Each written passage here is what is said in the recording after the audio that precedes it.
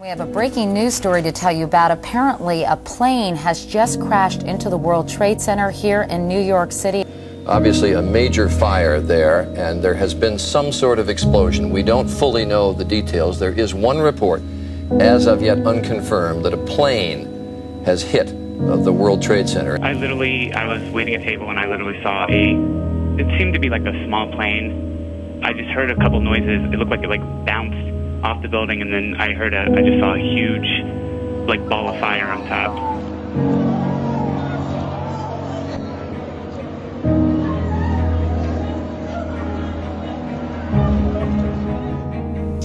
I worked in the World Trade Center, so I was there.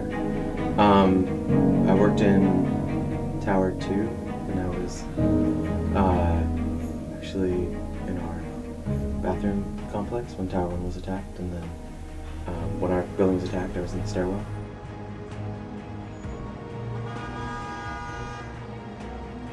I was living in Los Angeles, and so the attacks happened around, 9:30 or something around there, and so at 6:30 out there, I was staying at the home of some friends, and the phone rang, and of course they had a phone in their room, and I had one next to me, and we both picked it up at the same time, sort of reflexively picked it up, and it was, I think, the sister of the woman that I was staying at, her place with she and her husband, and they said, turn on TV, World Trade Towers, there's a plane hit it.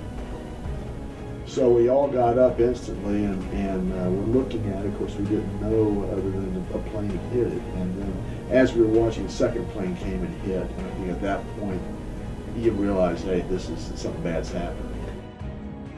I remember my parents picking me up, and they took me from the school, and we drove home. It's like 5 minutes away from our house, so it didn't take us long to get home. And then I remember them coming into the house. We all went inside, and they turned on the TV immediately, and they were just watching it intently. So that's all I remember, really. There was a loud sound that I can only describe as it sounded like a missile. It was actually my first day of kindergarten class, and I remember our teacher just being really quiet, and they had a TV actually in our classroom, and I just remember seeing pictures of an airplane on the screen, and then my mom coming to pick us up and trying to get a hold of our uncle and our great uncle because they both worked in the city. They had a paper company, and not being able to get through because the phones were so jammed because everyone was trying to call who they knew in New York City. What did you just happen now? The second one just came down. And I worked at the work, I said, well, they were going to teach us some kind of fuck up, right? I don't know what just happened. The second building just fell. So I still imagined it as a fairly minor thing, and then my coworkers had largely gone, already evacuated, but we in these big companies, you always have somebody per floor who's designated as the fire warden, which is, just an employee who's volunteered to do that. And that person came by and was like, do anyone here? I think was what he asked. And I was like, I am. Should I evacuate? And he's like, yes. And I was like, okay. Got put on a bus early, and none of us really knew why. And we got to go home, and I believe school was delayed a little bit the next day. I was in the second grade, and we were in class, and someone came in to talk to the teacher, and then we all had an early recess, but no one ever really explained anything except that something had happened in New York until my mom came to pick us up.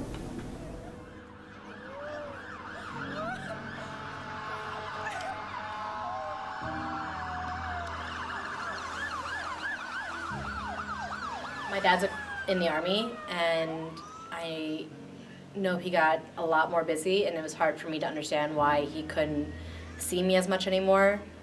I also flew a lot because my parents were divorced by that point, and so I had to fly back and forth to my mom's and my dad's, and the security was always super strict and super tight, and even as like a little kid I had to take my shoes off and had to make sure I wasn't wearing any jewelry or anything.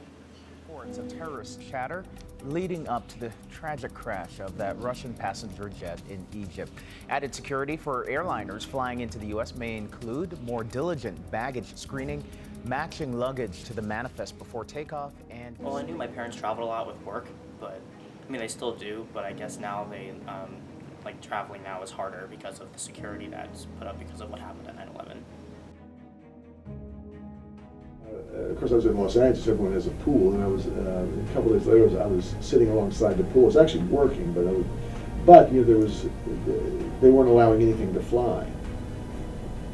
But then all of a sudden, I started hearing jets flying way up, and I went, "Oh my God!" And of course, it must have been military. You know, obviously, they were military planes, but that was for a moment. It was like, "Oh my God, what's happening now?" I was suddenly aware of planes flying. Even small planes, you know, if you saw, the cops had some planes, I guess they were flying small planes, but that was, the absence of airplanes flying over was really sort of eerie, and that was one of the things. You know, that evening I ended up back in my own neighborhood eventually. My best friend from college, my college roommate, who was assigned to me randomly my freshman year at SUNY Buffalo, was in town from Seattle, and he'd been meant to fly home that day and obviously did not manage to get a flight because they canceled flights, and so he was stuck in my apartment, and we lived all the way uptown in Inwood. I did. So we ended up going over to the local bar to drink, really, which was like full of people who were doing the same thing. It was pretty rowdy. And I think that night on the news they were playing, I guess, some sort of news report that was telecasting from Afghanistan, and there were explosions in Afghanistan, largely because the Northern Alliance had made a strike against the Taliban, in part as retaliation because their leader, whose name I'm going to forget now, had been killed by a terrorist bombing in a setup much like this. Two people posing as reporters had a bomb inside of their camera, and so they went to interview him, and of course blew themselves up on him. So they were retaliating for that. But the perception amongst this crowd in this kind of absence of real information was that this was a U.S. airstrike immediately following the attack on the World Trade Center already hitting Afghanistan. And there was a lot of bloodlust in the crowd, and I found that pretty despairing. Like, I feel like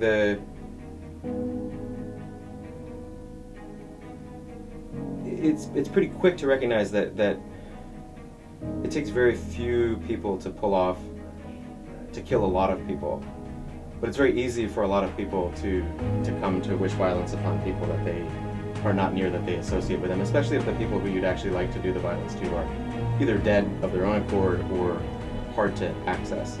One of the interesting things, of course, I was, we were watching, particularly the aftermath, with the first responders going down there, and then the crews that went for day after day, the firemen and the police that were going down to try to dig through the wreckage and find people. And it was very, very powerful. And a number of the people that I was working with out in Los Angeles said they were very moved by that, about the crowds, the people just lining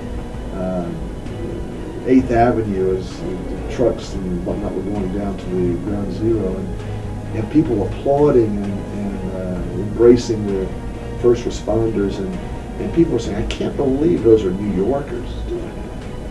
And I remember saying to them, I said, "Well, if you believe that, then you don't really know the New Yorkers," because I even when I was living there, New Yorkers were, I felt, among the most honest, the warmest, the nicest people. I mean, they were very opinionated, and they'll tell you their opinion about something, whether you want it or not. But I felt in that respect, it really sort of showed the city at its best. The response that happened afterwards. But